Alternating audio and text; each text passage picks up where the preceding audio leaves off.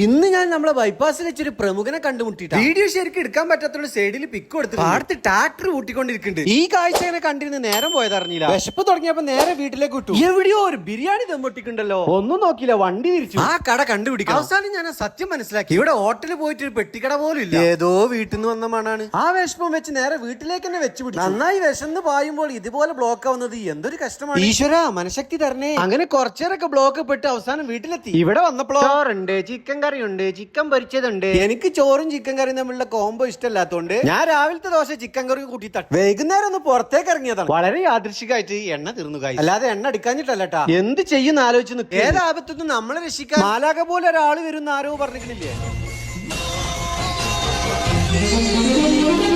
വിളിച്ചപ്പോ തന്നെ പാഞ്ഞു വന്നിട്ടാ. Sinan bro, thank you very much. അപ്പൊ ഇന്നത്തെ വീഡിയോ എത്ര ഉള്ളൂ. Thanks for watching.